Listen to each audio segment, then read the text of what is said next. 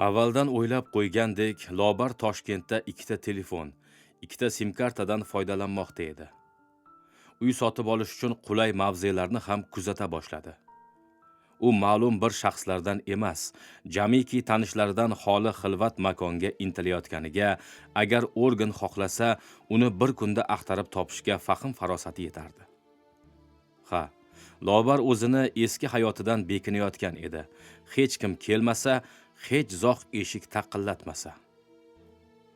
Bir gal propiska tekshiruvchilar eshikni gursillatib urishganida joni chiqib ketayozdi. Jarima to'lashdan ham, so'roqqa tutilishdan ham cho'chimadi. Hech kimni ko'rishni istamadi xolos. Ko'rpaga burkanib, quloqlarini bekitib, ko'zlarini chirt yumib yotaverdi. Qaniydi uni ijara uyi dunyodan uzilib qolsa. Kechqurun chiqindilarni tashlashga borayotgan edi, qishloqlik ekani sezilib turgan juvon "Opa" deb yo'liga chiqdi.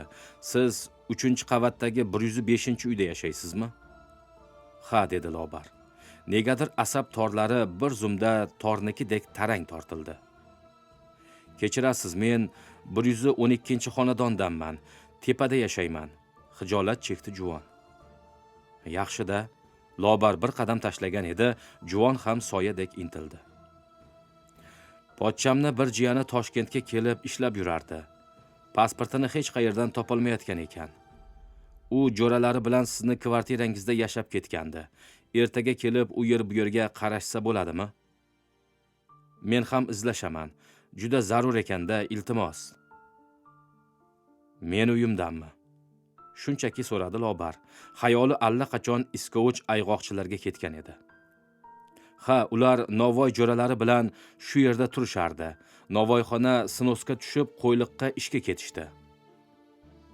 "Qiziq", deya Lobar birinchi kun zinapoyada shang'illagan qo'shni xotinlarni esladi. "Uyni aroq butulkalari-yu piva baklashkalariga to'ldirgan yigitlar sizga qarindoshmi? Bitta podyezdda yashab, noma'qulchiliklar qilishga uyalmadimi ular?" Yoshlarni bilasiz-ku, ichadi, o'ynaydi, sigaret chekadi." "Shunday fikringiz bor ekan, ular istagan ahmoqchiligini qilaverishadi." "To'g'risini aytsam, menga qarindoshchiligi yo'q", qizardi juvon.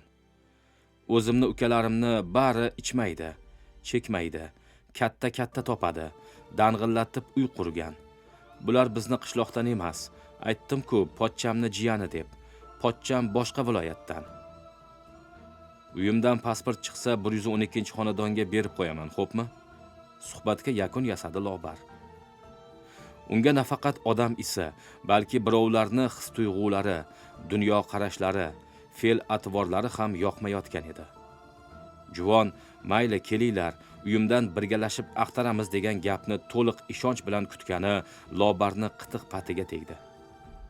Nega ular o'ylagan narsasi ro'y berishini xohlashadi? Axir istaklari boshqalarga to'g'ri kelmasa-chi? Bir kun o'tib kechqurun eshik taqillaganida Lobar yangi olingan televizorga tikilib o'tirgan navbatdagi zerikarli kuni edi. "Kim?" so'radi u. "Biz." Ayolni ovozi eshitildi. "Kim kerak?" "Pasport haqida kecha gaplashgandik. 4-qavatdagi qo'shningizman." Lobar egniga xalat tashlagach, eshikni ochdi va kechagi juvon bilan 25 yoshlardagi qora mag'iz, ozg'in, odmigina yigitni ko'rdi. Ikkisini ham ko'zlari pirpirab dovdirardi. Lekin o'zlarini ko'pni ko'rganlardek tutishga chiranishdi. Ayniqsa juvon. "Podyezimizda o'g'ri yo'q. Eshikni bemalol ochavering" deb aqllilik qilgani Lobarni ensasini qotirdi. "O'g'rilardan qo'rqadi deb kim aytdi?" dedi Lobar. "Ustimga xalat kiyib, keyin eshikni ochsam maylimi? Yo kiyinish kiymasligimni ham sizdan so'raymi?" "Voy, men bilmabman." "Bilmagan narsangiz haqida gapirmang." "Opa, kechirasiz", dedi yigit yutinib. "Vannani ko'zgusi oldidagi taxtacha ortida tirqish bor. Shundoq bir qarab orsam bo'ladimi? Oxirgi gumonim o'sha yerdan. O'ylab pasportim taxta orqasiga tushib ketganidan gumon qildim." Lobar yo'l berdi. "Hamma yoqni titib tashlamanglar", dedi qo'rs ohangda. Juvon va lobar dahlizda kutishdi. Yigit vannaxonaga kirib, taqir-tuqir qilgancha pasportini axtara boshladi. Bir daqiqa ham o'tmadi. Topildi, dedi yigit pasportini ko'rsatar ekan. Rahmat opajon. Lobar bir og'iz gapirmadi.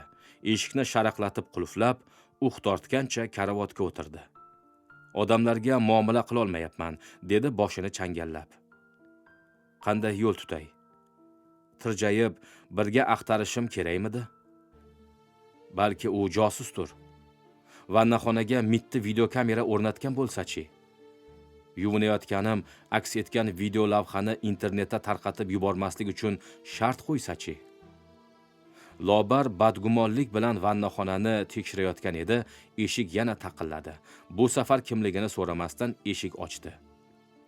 Ochdi-yu, "Sen?" deya hayratlandi. Qoramag'iz yigit qaytib kelgan edi. "Uzr, opa, plastik yorilibdi", dedi u. "Nima?" Lobarning qoshi chimirildi. "Vannaxonaga kirganimda plastik yorilganini ko'rdim." "Qanaqa plastik?" "Biz plastmassa quvurlarni plastik deymiz, opa." Lobar uni qo'lidagi quvur bo'lagini, gardishli elektr qirqichni, rezina tasmalarni endi ko'rdi. Vannaxonadagi quvurlar va unitaz etikchasi hozirgacha ta'mirlanmagan. Kafel ustida tez-tez suv halqobi paydo bo'lardi. Yigit bir qadam tashlagan edi, Lobar beixtiyor yo'l berdi. Vannaxonadan taqir-tuqir eshitildi. Lobar eshikka suyangan ko'yi kuzatarkan dedi. "Hech kim chaqirmasa ham o'z-o'zingdan kelib ta'mirlaydigan tentak odating bormi?" "Bu yerda ijarada yashaganmiz." Ishidan chalg'imadi yigit. "Tuzatib ketmagandim." "Nima uchun?" "Qo'l tegmagan." Usta ko'chalik ozoda shimini tizzalari chang bo'lsa ham e'tibor bermadi. Ko'zlarida telbalik, ayyorlik, mutelik ko'rinmasdi.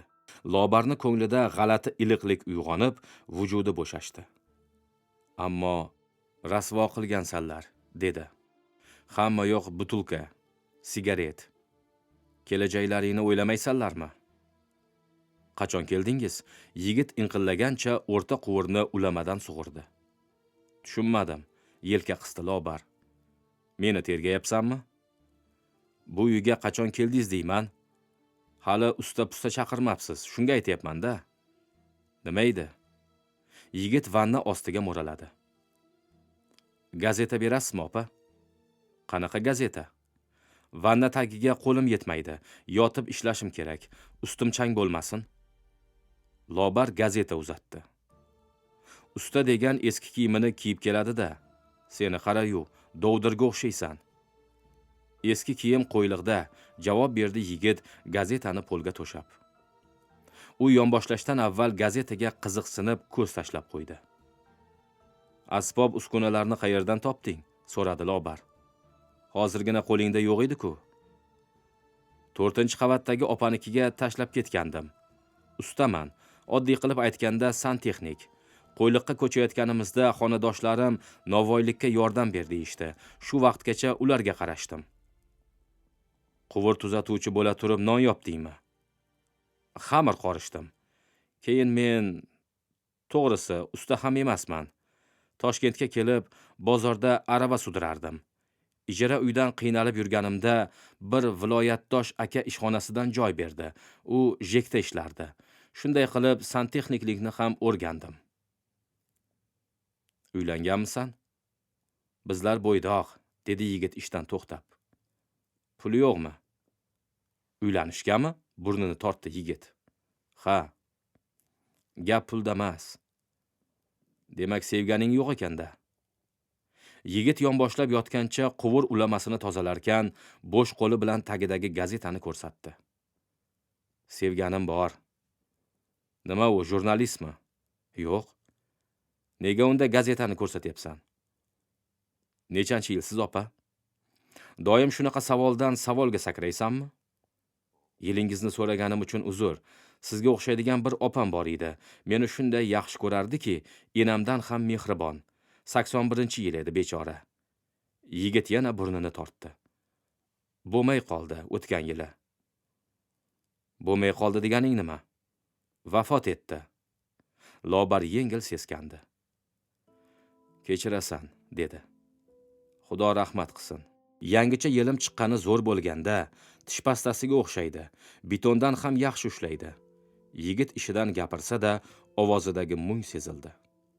Lobar bu yigit marhum opasiga o'xshash ayolga tekin va beminnat xizmat qilish uchun kelganini tushundi. Men 78-yilman, uka. Ha, Samarqandlisiz a? Ha, dedi Lobar. Shaharni o'zidanmisiz? Shunaqa, qayoqdan bilding? I'ni talaffuz qilishingizdan, dedi yigit. Samarqandliklar i'ni aniq talaffuz qiladi. Bizlar ruscha uyga o'xshatib gapiramiz. Isming nima? Asqar. Sizniki-chi? Lobar. Toshkentga nimaga kelgansiz, Lobar opa? Ul-bul sotishgami yo restoran-pestoranda ishlaysizmi? Ishlamayman. Tijoratga aloqadorman. Asqar quvur ulamasini joyiga o'rnatgach, gardishli qirqichni uzatmasi uchun elektr teshikchasi qayerdaligini so'radi. Lobar oshxonadagini ko'rsatdi. Uyni qirqichni qulog'i teshib yuborgudek guvillashi tutdi. Plasmassa quvur bir zumda kesildi. Asqar avval vanna ostidagi ulamaga quvurni bir uchini o'rnatdi. Oxirida unitaz etikchasiga ham ulama qo'yib, quvurni ikkinchi uchini unga yelimladi-da, mahkamlab qo'ydi. Keyin shosha-pisha narsalarni yig'ishtira boshladi. Bo'ldimi? Chehrasi ochildi Lobarni. Bo'ldi. Asqar qo'lini yuvdi. 2 yilga bemalol yetadi. Xizmat haqqing qancha? Sizdan pul so'radimmi? deya yigit eshikka yurgan edi. Lobar cho'ntagiga bir siqim mingtalikni tiqishtirdi. Kerak emas, pulni uzatdi Asqar. Xafa bo'laman. Musofirchilikda yurgan ekansan. Senga pul kerak. Pul hammaga kerak, lekin men bepul tuzatib berishni niyat qildim. Iltimos, ko'nglimni o'ksitmang. Lobar jiddiy tortib bir qadam chekindi. Unda bir piyola choy ichib ket. Bilaman, meni rahmatli opangga o'xshatganing uchun qaytib kelding. Taklifimni rad etsang, men ham xafa bo'laman. Asqar asboblarini gilamcha ustiga ohista qo'yib, tuflisini yechdi. Televizor ro'parasidagi stulga omonatgina cho'kib, devorga suyandi. Lobar televizor pultini bosdi. Non, salat, choy, shirinliklar va oxirida elektr pechda pishirilgan tovuq go'shtini keltirganida Asqar, "Obbo, juda tashvish qilib yubordingiz-da", dedi. "Bir piyola choyingiz shuncha bo'lsa, ol uka. Men uchun bu muammo emas." Nima muammo emas? Taomga qo'l cho'zdi Asqar. Dasturxon yozish, mehmon qilish. Ha, shunaqa deng. Rahmat, rahmat. Asqar lunjini to'ldirib go'sht chaynar ekan, choy xo'pladi. O'zingiz ham oling. To'qman. Beparvo qo'l siltadi Lobar.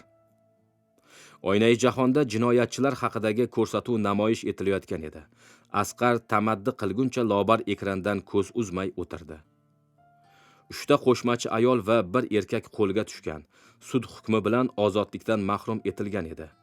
O'zbek, rus, tojik, tatar millatlariga mansub 8 qiz yig'lab gapirdi. Ularni aytishlaricha, birlari xorijdagi metallurgiya zavodi oshxonasiga kosa tovoq yuvuvchilikka, birlari modellikka, birlari esa hatto firma direktorligiga ishga chaqirilgan. Qarasalarki, lip etib qafasga tushib, fohishalikka majbur etilibdi. Kulishingni ham, yig'lashingni ham bilmaysan, uf tortdi Lobar. Hamma yoqda ovsarlar. Nega? Dedi Asqar qo'llarini artib. Odam salgina tadbirli bo'lish kerak. Mayli u makkorlik qila olmasin, ammo es-xush, aql-farosat nega berilgan? Chet elga ishga taklif qilgan ekan, hujjatlarini so'rasin. Notanish joylarga ketayotgani to'g'risida qarindoshlar bilan maslahatlashsin. Hech kimi yo'qmi, biror idoraga uchrashsin. Menimcha, hammasi ham aldov qurboni emas. Yurtdan ketmasdanoq qanaqa ishga borayotganini bilganlari ham bor bularning orasida. Asqarni yuzi shunday tuntlashdiki, opasi quldorlar qo'lida o'lmaganmikan degan shubha uyg'ondi Lobarni ko'nglida. Aldanish mumkin, dedi yigit. Shuncha quz juvon minglab ogohlantirishlardan keyin ham qayta aldanaverar ekanda, a? Siz, Lobar opa, ularni ko'rmagansiz-da. Shunaqa avrashadiki, qanday qilib chuv tushganini sezmay qoladi odam. Sen ularni ko'rganmisan? Yo'q desam ham bo'ladi, ha desam ham. Qanaqasiga? Qishlog'imizda, ya'ni bir necha qishloq qo'shilib ketganini hisobga olsak, qo'shni qishlog'imizda 2 qiz aldangan. Sudiga borganimda ularni chet elga sotgan xotinlarni o'z ko'zim bilan ko'rganman. Sud tugab, tergov qog'ozlarini, hukmni o'qidim. Asqarning ovozi qaltirab, ko'zlarida yosh yiltiradi. Qizlarni shunday aldashganki, 10 tadan 9 tasi tuzoqqa tushgan. Bechoralar haqida yengiltak deyish noto'g'ri. Kechirasan-u, dedi Lobar. Organda ishlamasang, jurnalist bo'lmasang, sudga nega bording? Bu meni sirim. Men o'ylabmanki, rahmatli opangni hayotidan qisqacha so'zlab berasan. Opam farishtaday pok edi. U birovni aldamagan ham, aldanmagan ham. O'zim ham shunaqa fikrdaman. Shunga qaramay ko'ngil sezyaptiki, opang bilan, sevgan qizing bilan, qisqasi qandaydir armonlaring mushtarakmi-ey? Topdimmi?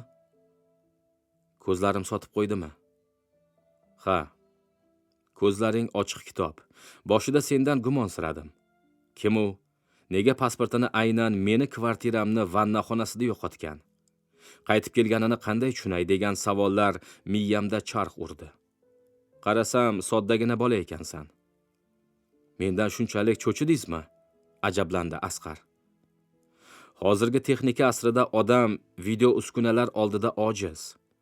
Birovni yashirincha qanday tasvirga tushirganini aytaymi? Senga ma'lum, ko'p qavatli uylarni oshxona-yu vannaxonalarida havo almashtirgich tuynukcha bo'ladi. Shu tuynukchaga pastki qavatdan rezina ichak orqali badbo'y hid jo'natishgan. Uy egasi santexnik chaqirgan.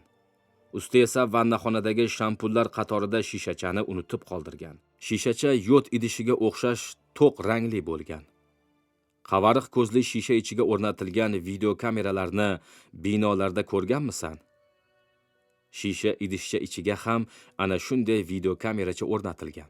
Kimga kerak shu ish? Maqsadlar har xil, dedi Lobar Asqarga ona burgutdek nigoh qadab. Yer shari har aylanganida necha minglab eski yomonlar go'rga kirib, necha minglab yangi yomonlar ko'chaga chiqadi. Shu oddiy ijaraxonada yashaydiganga o'xshamaysiz. Asqar ko'zlarini olib qochdi. Opam hokisor ayol edi. Umrimni oxirigacha ham ko'z oldimdan ketmasa kerak. Qayoqdan kasallik yopishdi, 1 yil yotib o'ldi. Nafisaga uylanasan derdi. Nafisa esa tiriklay yo'q bo'lib ketdi. Asqar boshini egdi. Haligi savolni ochiq qoldirding. Lobar vannaxonaga ishora qildi. Sevganing bormi deganimda gazetani ko'rsatding. U nima deganing? Dardimni gazetaga chiqargandim. Nima maqsadda? Maqsadlar har xil deb to'g'ri aytdingiz. Bir vaqtlar uni sevishimni jar solib gazetaga xat yozgandim. Chiqmadi. Tug'ilgan kuni bilan tabriklab, she'ri bilan jo'natdim. Gazetaga qo'ng'iroq qilsam, bizga har hafta bir qop maktub keladi. Qaysi birini chop etaylik deyishdi. Keyin men Asqar chuqur tin olganda Lobar, sen uni yo'qolganini xat qilib yozding. Chop etishdi, shundaymi? dedi. Ha deya Asqar bosh irg'adi. Xuddi o'sha sovuq xat lop etib gazetaga chiqdi. Xating qanday nom bilan chop etilganini aytaymi? Fol ochasizmi? Yo'q, shunchaki bir urinib ko'rmoqchiman. Xatingga sevgilim g'oyib bo'ldi deb nom qo'yilgandi. Ye? Asqarning ko'zlari katta-katta ochilib, lablari cho'chchaydi. Siz buni qayoqdan bilasiz? Men sehrgarman, kulimsiradi Lobar. Yo, jiddiy so'rayapman. Ko'ryapsan-ku, uyimda gazetalar sochilib yotibdi. Lobar opa, deya qo'llarini ko'ksiga qo'ydi Asqar. Aynan meni xatimni gazetada o'qiganingizga, Biz hayotda uchrashib qolganimizga ishongim kelmayapti. Bu qanday mo'jiza? Hayajonlanma. Ko'chaga chiqdi. Yo'qolgan sevgilim haqidagi maktubimni gazetada kim o'qigan deb so'ra. O'qiganlar topiladi. Chunki xating antiqa edi. Uning chop etilishi ham g'alati. Bir o'qigandayoq hammasini tushundim. Qiz o'g'irlangan degan xulosaga keldim. Gazetaga Hanifa degan ism bilan chiqqan. Ismini o'zgartirdingmi? Asqar bo'ynini yelkasiga tortib bosh qimirlatdi. O'zgartirdim. Qo'shni qishlog'imizdagi aldangan ikki qizni biri meni sevgilim edi. U tikuvchiligi bilan butun atrofga dong taratgandi. Hamma uni chevar qiz derdi. Rahmatli opam Asqarjon, shu chevarga uylanishingni yuragim sezyapti deb ko'p gapirardi. Nafisa ham opamga mehribonchilik ko'rsatardi. Ko'ylaklarini bepul tikib berishdan tashqari, bayramlarda jiyanlarimga har xil dastro'mollar, peshbandlar, gulli tutqichlar sovg'a qilardi. Opam o'limidan oldingi tushida men bilan Nafisani to'yini ko'rgan. Nafisa zanjirli tugma qadalgan kelinlik libosida kiyimda ekan. Oxirgi tushi esa o'zini o'limi haqida bo'lgan. To'yni ko'rgan tushi amalga oshmay, fojiali o'ngda yuz bergani meni hayron qoldiryapti. Nega bunday bo'ldi? Ishongim kelmaydi. Peshonamizga bitilgan taqdir yozuvida adolatsizlik bo'lishi mumkin emas. Nafisani qayerda ekanini nahotki hech kim aniqlay olmagan bo'lsa. Siz xatni o'qigansiz xolos, dedi Asqar. Manglayini ishqab. Xat gazetaga chiqqanidan so'ng qanday voqealar bo'lganidan xabaringiz yo'q. Nafisani boshiga ne savdolar tushgani, hozir u qayerda ekani aniqlangan. Jinoyatchilar ushlanib, qamalgan ham. Lekin Nafisa baribir topilmadi, Lobar opa. Menimcha u qaytib kelishni istamayapti. Birlashgan Arab Amirliklariga olib chiqib ketilganmi? Turkiyaga, Istanbulga. Uka, Lobar uni yelkasiga kaft qoqdi. Balki Nafisaga yordamim tegar. Istanbulda tanishlarim yo'q emas. Nimalar bo'lganini bir boshidan gapirib berchi. Asqar Xokisor chevar qizni boshiga tushgan mudhish ko'rguliklarni hikoya qila boshladi. Bir kuni marhuma opamni uyida konvertga ko'zim tushdi. Konvert ustiga qizil yurakcha ramzi yopishtirilgan edi. Opa, ishqiy xat kimga keldi? Konvertni qo'limga oldim. Rahmatli mahkamakani qizi Nafisani taniysanmi? O'sha berib yubordi, dedi opam. Ichida tugmalar bor, sevgi xati emas. Darvoqe, konvert ichida 8 ta har xil tugmani ko'rdim. Nafisa yangi xalati uchun tanlasin deb jo'natgan ekan. Yaqinda chevarlikni boshlagan bu qiz mendan 5 yosh kichik bo'lib, ko'hlikkina, kamgapgina, odobligina edi. Negadir konvertdagi yurakcha ramzini muhokama qildim. Bu konvert unikiga qanday kelib qolgan? Biror yigit yubormaganmikin? Nahotki hozirgi qizlar sevishishga shunchalik ishqiboz bo'lishsa? Agar oshiq yigit yuborganida konvertiga tugma solib biznikiga jo'natarmidi, dedi opam. Opamni uni maqtashi ko'ngil ummonimni mavjlantirsa, ikkinchi tomondan menga ro'yxushlik bermasligidan umidsizlanib, o'z yog'imga qovurilardim. To'y qilishga imkonimiz yo'q edi. Ro'zg'ordan ortsa, opamni davolanishiga sarflardik. Ko'p o'tmay opam menga kulimsirab qaradi. Asqar, kecha Nafisadan so'radim.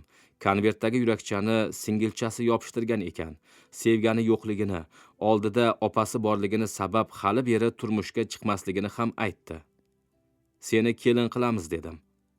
Shu Nafisa menga juda yoqadi. Shunaqa ham yaxshi qizki, ko'nglimga tegadigan gap aytmadi. Peshonamga kim yozilgan bo'lsa, o'shanga turmushga chiqaman dedi. Sen ham yomon yigit emassan, Asqar. Ichmaysan, chekmaysan, uyim joyim deysan. Peshonasiga sendan boshqa kim yozilgan? Yuragim hapqirib ketdi. Nega kelin qilamiz dedingiz, opa? To'yga sharoit yo'q-ku. Nafisa turmushga chiqquncha 2-3 yil o'tadi. Sen ishlaysan, otam ham harakatini qiladi. To'y boshlansa, qarindoshlar ham qarab turishmaydi, yordamlashadi. Opam sabab men Nafisaga bog'lanib qoldim. Biz boshqalar kabi shahar aylanishga chiqmadik. Kechalari pana pasqamda uchrashib yurmadik. Ko'zlarimizni to'qnashuvi ham olam baxt edi. Bora-bora uni o't, otash bo'lib sevib qoldim. Buni Nafisa yaxshi bilardi. Uning o'zi ham menga befarq emasdi. Chevar qizni dunyo qarashi, tarbiyasi shunday ediki, kimdir yurakdan sevadimi, o'zi ham ishq o'tida yonadimi, hech qachon onasi chizgan doiradan chiqmaydi. Onasi aytarkan, bo'yi yetgan qiz gap otgan har qanday yigitga javob qaytaravermaslik kerak. Sevdim, kuydim, sovchi yuboraman degan yigitga ham ishonaverma. Indama. Sevgisini isbotlashiga ham zor bo'lma. Sovchisi kelsin. Surishtirib ko'raylik. Rozi bo'laylik. Unashtiruv o'tsin, undan so'ng mayli, gaplashib yur. Ko'pincha fe'l-atvor muammosi ham ko'ndalang bo'ladi. Agar mendan sovchi borganida fe'l-atvorimizni sinab ko'rishga ehtiyoj yo'q edi. Nafisani qandayligi menga ma'lum bo'lgani kabi, meni ham kimligim ularga ma'lum. Hamma gap to'y uchun pul topishda va Nafisani opasi turmushga chiqib, yo'l ochilishida edi. 1 yil o'tdi. Opam hayotdan armon bilan ko'z yumdi. Bu orada Nafisani opasi ham unashtirildi. Tezroq va ko'proq pul topish maqsadida Toshkentga keldim. Nafisa bilan har 2-3 oyda ko'rishardim. Kamdan kam holatda qo'ng'iroqlashardim. Gazetadagi xatimni o'qigan bo'lsangiz, u telefon tutmasdi. Bilasizmi Lobar opa, gohida dugonalarning maslahati ham boshqa yetishi mumkin. Xushxulq, odobli Nafisani Zara degan yengil tabiat sinfdoshi bor edi. Asl ismi Zarnigor.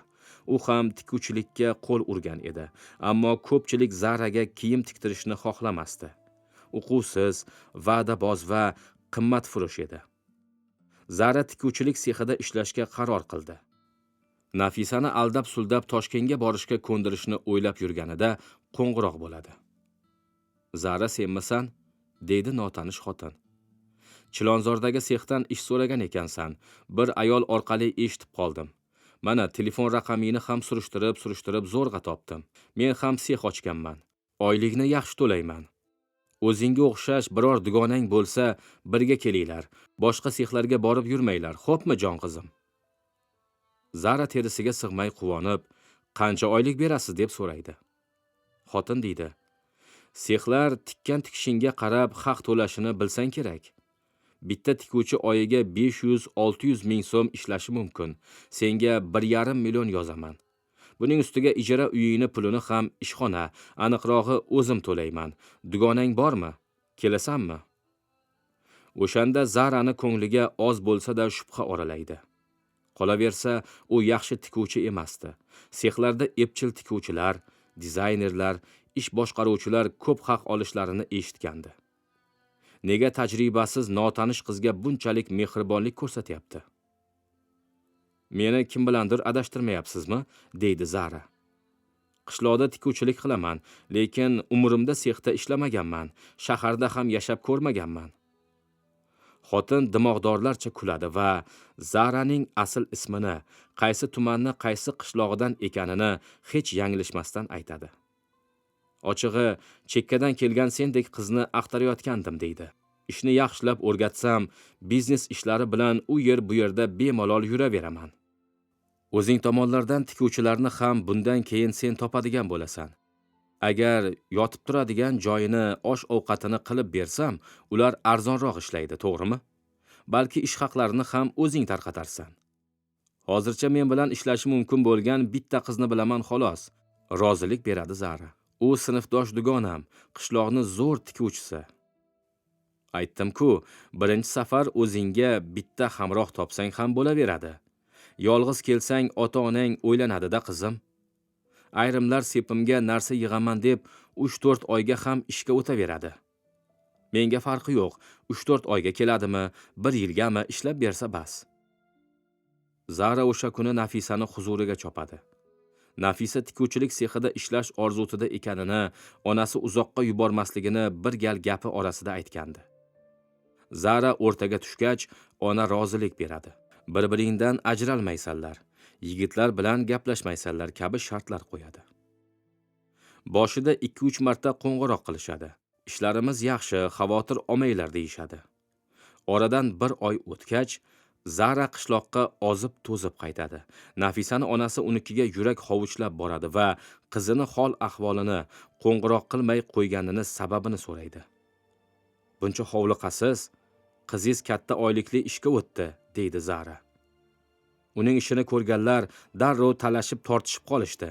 Meni no'noq dedimi yo mazam yo'qligi uchunmi boshqa sexga o'tkazib yuborishgandi. Bo'shab ketdim. Endi bormayman, uyda davolanaman. Onaning ko'ngli sezadi. Nafisa bir baloga yo'liqqan. Manzilini ayt, ertaga Toshkentga borib, o'z ko'zim bilan ko'rib kelay, deydi ona. Zara aytadi. Ona Toshkentga jo'naydi. Ertasiga qaytib keladi. Qo'ni-qo'shni, qavmi qarindoshga qizi sog'-salomat ishlab yurganini, mehribon ayollar bilan bitta uyda ijarada yashayotganini gapiradi. Onani ko'zlarida qandaydir g'am va alam asrori mavjlanganini ko'pchilik sezadi-yu, hech kim yurak yutib shubha bildirmaydi. Hikoyasi shu nuqtaga yetgach, Asqar o'ziga bir piyola choy quyib, bir ko'tarishda simirdi. Lobar so'radi. Nafisani yo'qolganidan sen ham o'sha kunlari xabar topdingmi? Ha, dedi Asqar. Toshkentdan kelsam, Zara uyda yuribdi.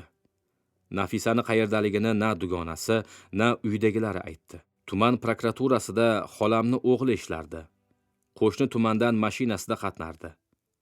Bir to'yda uchratib, dardimni gapirsam, Toshkentda ishlab yurgandirda, nega endi sizga manzilini aytish kerak ekan, dedi hafsalamni pir qilib. Toshkentga, ishimga qaytib keldim. Bo'sh vaqt topdim degunimcha sexlarni, atelmotlarni aylanib Nafisani axtarardim. Qo'limda daftarim bor edi. Sex va atelyelar ro'yxatini tuzgandim. Har hafta 5-10 tasiga kirib chiqardim. Ko'p o'tmay viloyat prokuraturasiga Toshkentdan hujjat yuboriladi. Unda xorij mamlakatlaridan yaqinda deportatsiya qilingan qiz juvonlarni ism-familiyalari, manzillari ko'rsatilgan edi. Qiz juvonlar nima maqsadda chet elga borgani, qonun buzilish holatlari bo'lganmi, yo'qmi, aniqlik kiritilishi lozim edi. Albatta, prokuratura xorijga eri bilan borib, deportatsiya bo'lganlardan emas, turmushga chiqmagan qizlar hamda boshi ochiq juvonlardan shubhalanadi. Zaraga ham chaqiruv qog'ozi keladi. Istanbulda bir oy yashab kelgan ekansiz, deydi tuman prokurori. Turkiyaga kim bilan, nima maqsadda borib, nega deport qilindingiz? Zara hayronligini yashira olmay yoqasini ushlaydi. Men Turkiyaga bormaganman. Zarnigor Tarafboyevamisiz? Ha. Prokuror uning tug'ilgan yili, oyi, kunini aytadi. Zara tasdiqlaydi. Yashash joyingiz Oqtoy qishloq fuqarolar yig'iniga qarashli To'pli qishlog'imi? So'raydi prokuror. Qo'rqa-pisa bosh silkiydi Zara. 3-iyundan 1-iyulgacha Turkiyada bo'lgansiz, deya prokuror ro'yxatni ko'rsatadi va Zarani pasportini ochib, chet elga borib kelganini tasdiqlovchi muhrga barmoq nuqiydi. Hamma hujjatlar sizni shu yil iyun oyida Istanbulda salkam bir oy yashab kelganingizni, deportatsiya qilinganingizni ko'rsatib turibdi. Men Turkiyaga bormaganman, o'lay agar, yig'lamsiraydi Zara. Bu tuhmat. Nima haqlaringiz bor qiz bolaga tuhmat qilishga? Sizga hech kim tuhmat qilayotgani yo'q. Prokuror yanada jiddiy qiyofaga kiradi. Chet elga bormasligingiz o'z ixtiyoringiz. Xorijga chiqib kelgan fuqarolar o'z-o'zidan besabab suhbatga chaqirilavermaydi. Bizni o'ylantirayotgani 18 yoshli turmush qurmagan qiz bo'la turib, yolg'iz o'zingiz Istanbulda yashagansiz. Turk politsiyasi ushlab, mamlakatdan majburan chiqarib yuborgan. Avvalambor sha'ningizni himoya qilmoqchimiz. Qo'rqmang, siringizni hech kimga aytmaymiz. Maqsad sizni kimdir aldagan bo'lsa, o'sha kimsani yoki to'dani ushlash, qonun oldida javobgarlikka tortish, boshqa jinoyatlarni oldini olish. O'z vaqtida oldini olmasak, sizga o'xshagan qizlar ham ularni qurboni bo'lishi mumkin. Agar odamfurushlarni to'riga tushgan bo'lsangiz, aytayapman-ku, qishlog'ingiz ham, hatto ota-onangiz ham bilmaydi. Fojiani yashiramiz. Bizga jinoyatchi kerak, siz emas. Meni tushundingizmi? Turkiyaga borganim yo'q, yig'laydi Zara. Toshkentda edim. Toshkentda nima qildingiz? Tikuvchilik sexida ishladim. Qaysi birida? Ishlolmadim, hal bo'lmadi. Yolg'on gap uchun javobgarlik borligidan xabaringiz bormi? Bir ayol sexda ishlaysan deb chaqirgandi. Metro oldida mashinaga o'tirg'izib ijara uyga eltib qo'ydi. U yerda yolg'iz yashadim. Yeyish-ichishga narsa tashlab ketardi. Ishim hal bo'lmaganidan keyin zerikdim. Pasportimni bering, uyga qaytaman dedim. Pasporting bittasida edi, shu hafta olaman deb vaqtni cho'zdi. Pasportim qo'limga tekkanida qarasam, muhrlar paydo bo'lib qolibdi. Nima bu deb so'rasam, bu qiz pasportingdan foydalanibdi, kechirasan deb qo'limga jarimasiga $100 berdi. Hech kimga aytma dedi. Uyga qaytdim. O'sha ayolni ism familiyasini, ijara uy manzilini ayting. Toshkentni qayerida yashab keldim. Ayolni haqiqiy ism familiyasi nima bilmayman. Dilyopa deyishardi. Prokuror ishongandek bo'ladi. Zarani pasportidan qandaydir fohisha foydalanib, Istanbulga borgan. Qo'lga tushib badarg'a qilingan degan xulosaga keladi va bosh prokuraturaga hisobot topshiradi. Asqar nafas rostlab burnini ishqiladi. Nafisani onasi Toshkentga borganida qizini ko'rganmi? So'radi Lobar. Yo'q deya Asqar bosh chayqadi.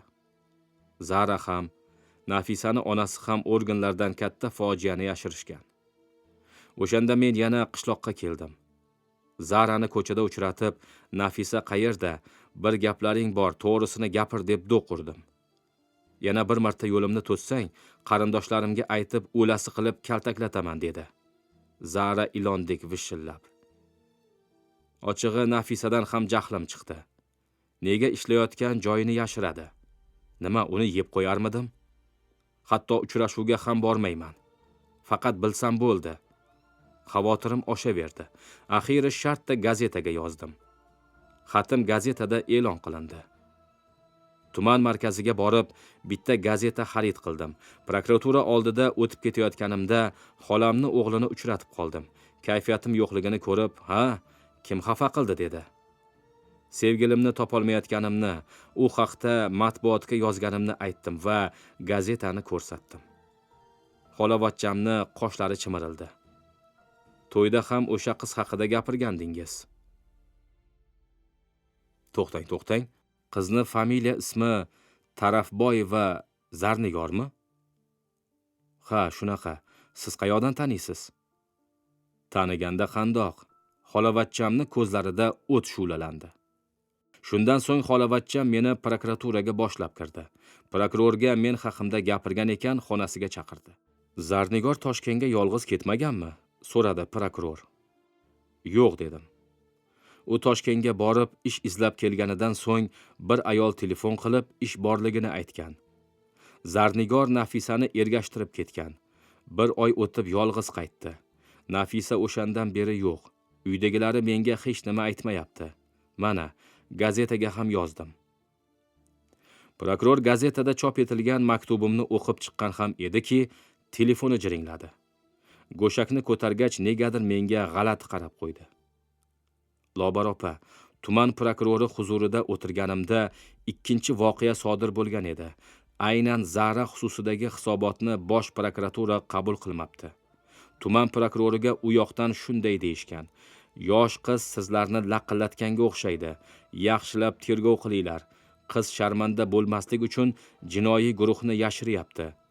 Uni badnom qilgan jinoyatchilarni aniqlaylar."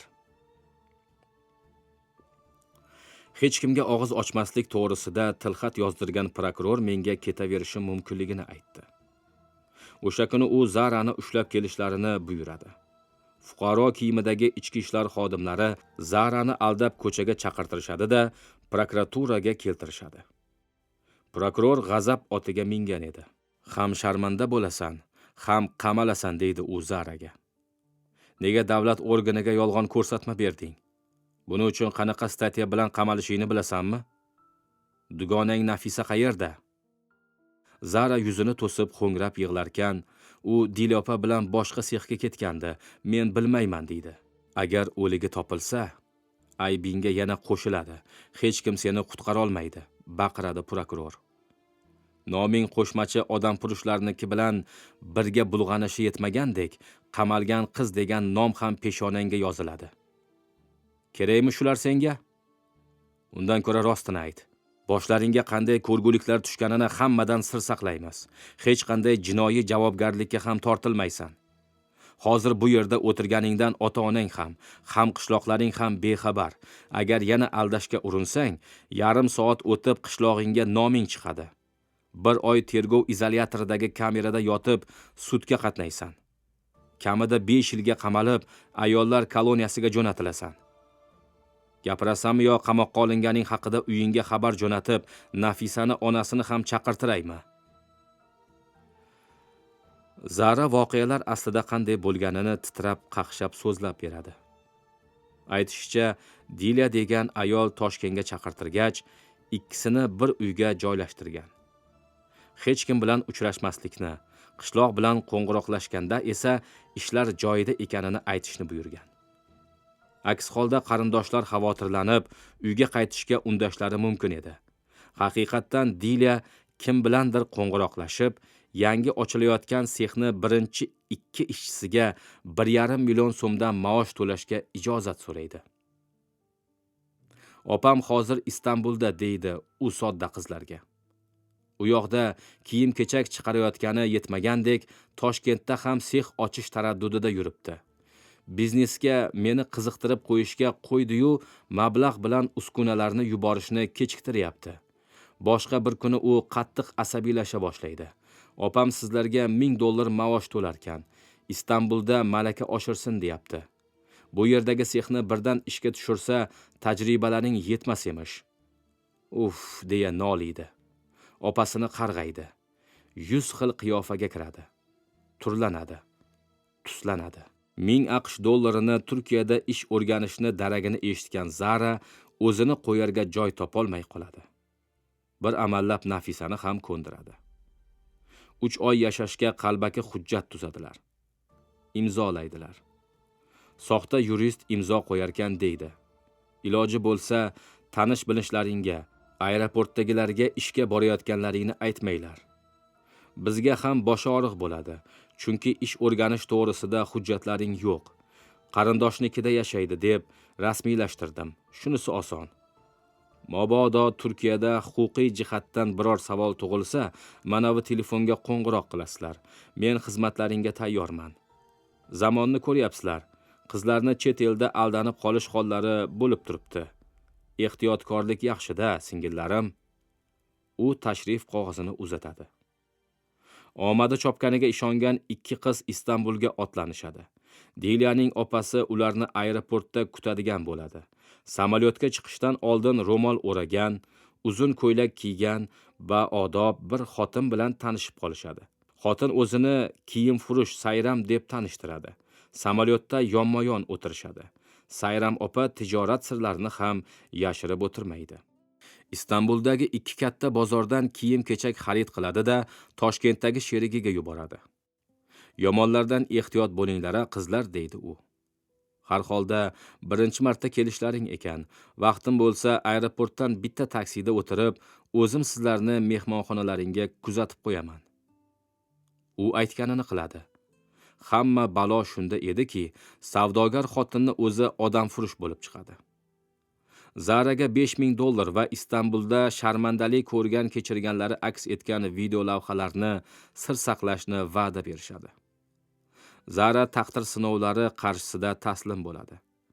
Yurtda militsiyaga arz qilsa, oqibati bir umrga yetgulik darajada ayanchli bo'lishini uqtirishadi. Pulga-yu va'dalarga uchgan, do'q po'pisalardan qo'rqqan qiz jirkanch ishlarga majbur etilib, dushmaniga ham ravo ko'rmaydigan kunlarni boshidan kechira boshlaydi. U bunday yashagandan o'lgan afzal ekanini tushunadi. Boshidanoq sharmanda bo'lgandan o'limni tanlamaganiga afsuslanadi. O'z joniga qasd qilishni o'ylab yurganida qochishga imkon tug'iladi. 4-hafta u nas bosgan uydan qutulishni uddalaydi. Politsiyaga tijorat maqsadida kelganini, o'g'rilarga duch kelganini tushuntiradi. Shu vaqtgacha qayerda yashaganini aytolmagach, politsiya hammasini fahmlaydi va uni aeroportga kuzatib qo'yadi. Zarani aytishicha, Nafisani so'nggi bor o'sha kuni Istanbulga borgan kuni kechqurun ko'rgan. Kimlardir allaqayoqqa sudraganlarida Nafisa qichqirgan, qochishga urinib yulqingan. Zarani boshqa xonaga tortib ketishgach, Nafisani ham ovozi o'chgan. Lobar opa, shu Nafisani hech kim qaytib ko'rmagan. Prokuratura zudlik bilan jinoiy ish qo'zg'atadi. Dilya va Sayram degan shaxslarni fotoroboti yasaldi. Bir oyga qolmay Dilya hamda uni hamtovoqlari qo'lga tushib qamaldi. Lekin Nafisa topilmadi. Unga bir turk biznesmeni uylanganmish. Ya'ni yomonlarni qo'lidan qutqarib, o'ziga nikohlatgan. Yaqinda prokuraturaga borib, Nafisani taqdiri nima kechganini so'radim. Hali hanuz qishloqqa 2 qizni boshiga tushgan savdolarni uydagilardan va mendan boshqa hech kim bilmasdi. Prokuror jerkib bergandi. Agar aytmasangiz, Nafisani ochiqdan ochiq surishtirishga majbur bo'laman dedim. Bu 2 qizni sirini qishloq ahli ham eshitadi deganim edi. Prokuror men bilan murosa qildi. Nafisa hozir Istanbulda ekan, hech qanday fohishalikka majbur etilmabdi. Organ vakili bilan telefon suhbatida u endi yurtga qaytishiga beti chidamasligini, bir turk yigitga nikohlanganini, tinch, halol umr kechirayotganini gapiribdi. Asqar hikoyasini tugatib, qult etib yutindi. Menimcha Nafisani gapi yolg'on, dedi u Lobarga ko'z tikib. Asrlikda majburan gapirganga o'xshaydi. Haligacha qayerdadir azobda yashayapti. O'rgatilgan gaplarni aytgan demoqchimisan? Peshonasini qashidi Lobar. Yo o'rgatilgan gaplarni aytgan, yo eski fikrim. U topilmagan. Prokuror meni aldagan. Interpolga berishmabdimi? U yog'ini bilmayman. Prokuror yana nimalar dedi? Siz sirni saqlang. Qizni yaqinda uyiga qaytaramiz dedi. Men nima ham deyman? Boshimni egib chiqib ketdim. Opamni armoni armonligicha qoldi. Nafisa endi men uchun yo'q. Qanday yaxshi qiz edi-ya.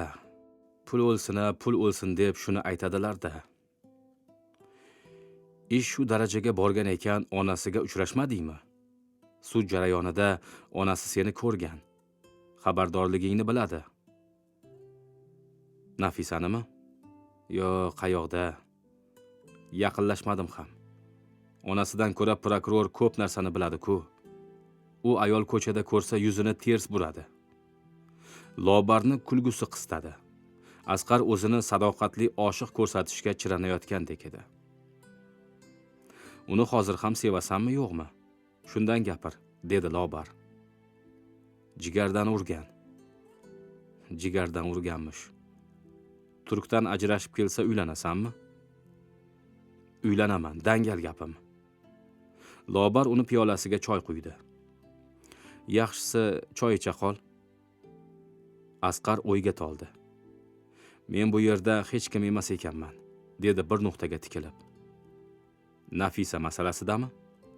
Nafisa bilan organ shug'ullanadi. Onasi, yaqinlari shug'ullanadi. Meni aralashishimni boshidan istashmadi. Mahallalarni ayrim odatlari noto'g'ri ekanini qishlog'imdan olisda yashab tushunib yetyapman. Unga begonaman, g'irt begona. Qachonki eri bo'lsam, o'shanda aralashishim mumkin. Nima? Biror qizga yordam berish uchun uni eri bo'lish shartmi? Axir Nafisalar Dilya degan ayolni uyida yashayotganlarida men ham Toshkentda edim. Bir og'iz xabar berib qo'yganida ko'rishga borardim. Balki shu atrofda yaqin odami bor deb odamfurushlar fikrlarni o'zgartirarmidi? Nafisa dom-daraksiz ketmagan, dedi Lobar. U ikkinchi yo'lga o'tgan. Rostdan ham badavlat yigit uni sotib olib, shariy xotin qilganga o'xshaydi. Aks holda Zara qochib keladi-yu, Nafisa indamay yuradimi? Indamay yurdi-ku. Qayoqdan bilasan? U senga indamay yurgan. Sezishimcha dunyoqarashi shunaqa. Unga na unashtirilgan yor, na er, na sirdoshsan. Shunday ekan sendan yordam so'ramagan, tushundingmi? Buni ustiga nikohlangan bo'lsa, shar'iy jihatdan mutlaqo begonasan.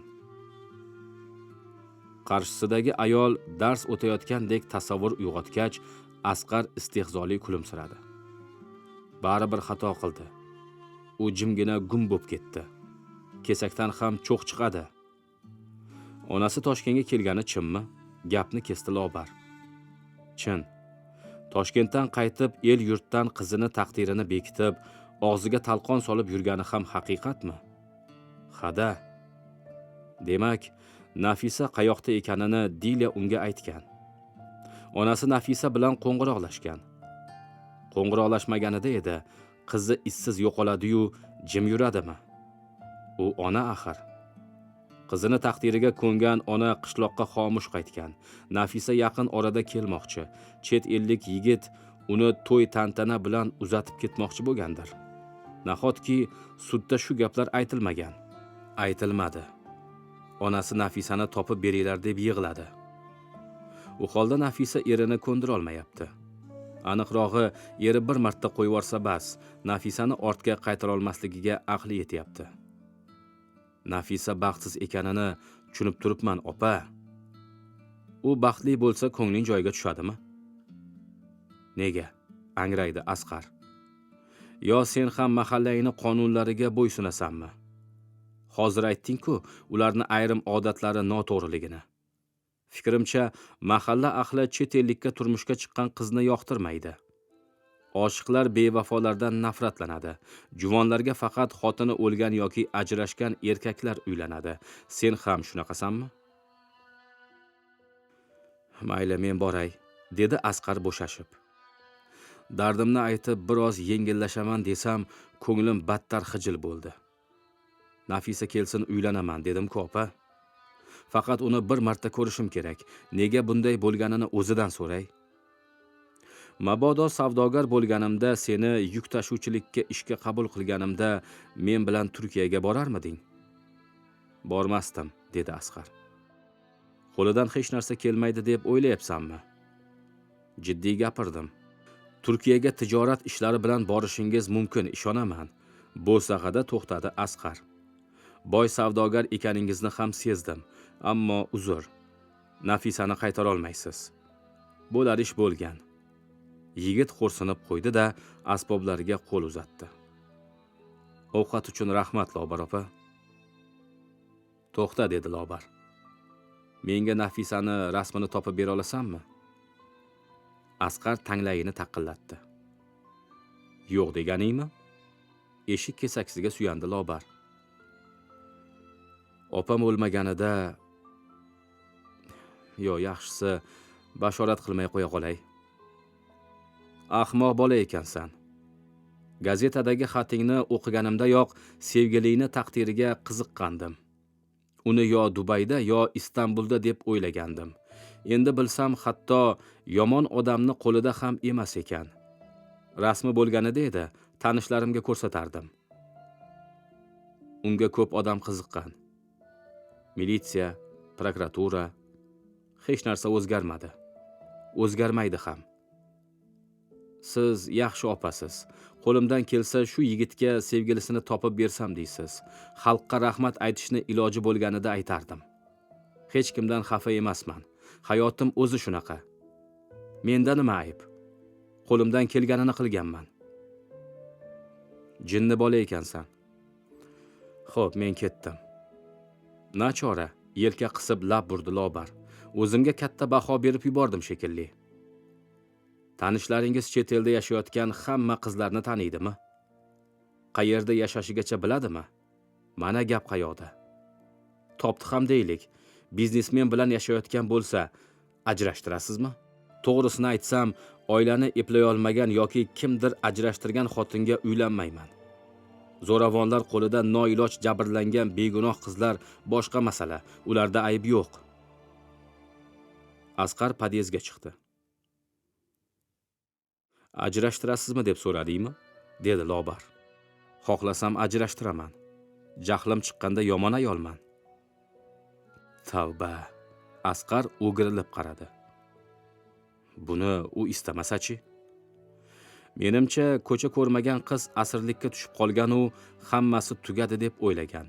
Vatanida unga uylanishga tayyor oshiq yigit kutayotganini bilsa, ko'p narsa o'zgaradi. Fojialar qayoqdan chiqadi? Kelajakka umidsizlikdan. Opa, asl kasbingiz nima? Qartabozman. Lobar qo'li bilan qarta chiylashni ko'rsatdi. Asqar labiga qo'ngan pashshani haydagandek ilkis pufladi. Mayli, men boray, dedi u. Rahmatli opam ham shunaqa hazilkash edi. Hazilkashlar ikki xil bo'ladi. Qo'lidan ish keladiganlar va ishni eplolmaydiganlar. Opam qilaman dedimi, qilardi. Siz ham shunaqa ekansiz. Shu payt bir odam zinadan ko'tarila boshladi. Quvurlar uchun rahmat, deya Lobar xayrlashdi. Ovqat yeyilgan dasturxon qoshiga qaytib stulga cho'kdi. Devorga suyandi-da, ko'zlarini yumdi. U Asqarga yordam bermoqchi emasdi, biroq nega ko'nglida g'alati iliqlik uyg'ondi. Tili aljiradi, tushuna olmadi. Yigitni o'zini jaydarichasiga tutishi ta'sir qildimi? Yolg'izlikdan zerikkandimi? Hayron edi. Agar yigit hozir ortiga qaytib eshikni taqillatsa, Lobarga benihoyat tashvish keltirgan bo'lardi. Asqarni ko'rish tugul, hatto eshik ortidan javob berishni ham istamasdi. Sohibani Angliyada mazlum va yolg'onchi eridan xalos etib, yurtga qaytardi. Nafisa uchun endi Turkiyaga boradimi? Aslo. Yo sohiba kabi Nafisa muammosi ham Shomil tomon yetaklaydimi? Yillar o'tib Shomilni sog'inib qoldimi? Uni ko'rdi ham deylik, keyinchi qayta turmush qurolmaydi. Ishq muhabbat bobida suhbatlasha olmaydi. Yevropadagi qandaydir kuchlar Shomil dardida g'imirlab qolgan ekan, Lobarni u bilan uchrashuvi girdobini yanada tezroq aylantiradi. Ayni damda qismati sodda zanjirdan iborat ekanini ham angladi. Haqiqatdan hayotda murakkab taqdir egasini o'zi yo'q edi. Bir yigit qolib boshqasiga turmushga chiqish, farzandli bo'lish yoki bepushlik, ajrashish yo ajrashmasdan umrbod g'ijillashib yashash, kim bilandir tanishish, qarindoshlar xiyonati, do'stman deganlar aldashi-yu notanish insonlar jonga oro kirishi, hech biri Lobarga chigal bo'lib ko'rinmadi. Hayotning ma'nisi nasib etilgan kunni ko'rish edi. Xayolot devorlarida falsafa jilolanardi. Bu Lobarni o'zi rioya qilmaydigan, lekin ong shuuri tan oladigan falsafa edi. Inson o'ziga ato etilgan kunni mazmunli hamda gunohsiz o'tkazishi kerak. Kunni Xudo yaratadi. Agar odam uchun kun va tun shunchaki vaqt birligi bo'lganida ato qilinmasdi. Men shunaqa kunlarni ko'rishim, falon pismadon natijalarga erishishim lozim deb hech kim yaratganga talab ham qo'ya olmaydi. Ammo rejadagi kunlarini ko'rmasa, ko'ngil ko'chalari xafagarchilik, yomg'iridan shalabbo bo'ladi. Lobarni nazarida hayot shunday maydon ediki, bu yerda ushoq beriladimi, tog'dek boylikmi, o'lim beriladimi, tug'ilishmi, go'yoki hammasi shunchaki bir nasiba kabi qabul qilinaverishi kerakdek edi.